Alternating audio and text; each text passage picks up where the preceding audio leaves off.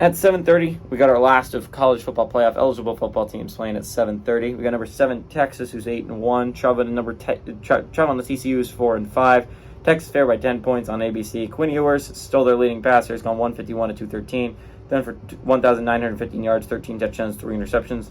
Jonathan Brooks has had 166 carries for 1,035 yards and 8 touchdowns, and he has been a large reason why they've been staying alive just barely these last couple weeks. Xavier Worthy is at 19 catches for 49 catches for 620 yards and 4 touchdowns. Sorry, my pen, I guess, faded a little bit there. Chandler Morris for the Horned Frog, gone 133 and 199, thrown for 1,513 yards, 12 touchdowns, 5 interceptions. Amani Bailey's had 165 carries for 908 yards and 4 touchdowns. And J.P. Richardson's had 33 catches for 437 yards and 2 touchdowns. Texas is 64-28 all time. All his last game went to TCU in 2022.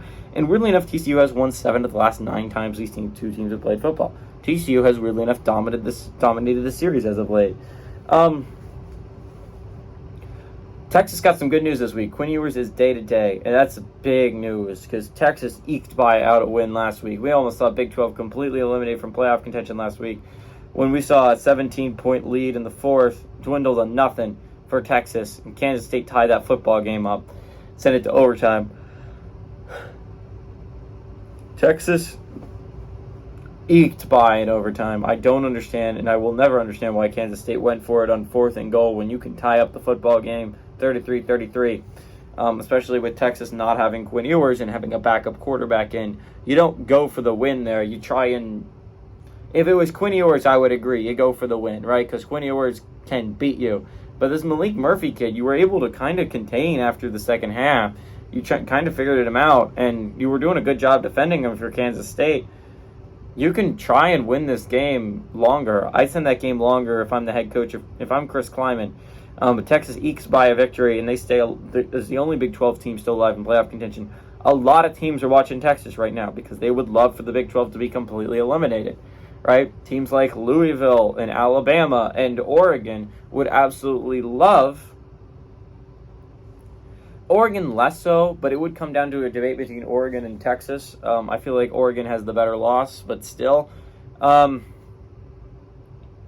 teams like Louisville and Alabama are, for even Ole Miss and Penn State and Michigan and Ohio State, like a team, chances, maybe there's a chance you don't go to your conference championship.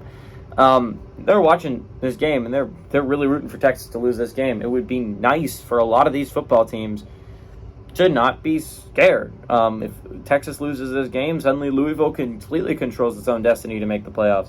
If Texas loses this game, suddenly Alabama completely controls their own destiny to make the playoffs. So, I mean, it's a big game for a lot of football teams. TCU is not a bad squad, although they have not been playing their best football as of late, 4-5. They would really like this game because otherwise you got to win your last 2 to get to bowl eligibility. But still, it's a scary TCU team. You're going on the road to try and play them. Sonny Dykes is going to coach the heck out of this football team. I don't see a Sonny Dykes team getting blown out.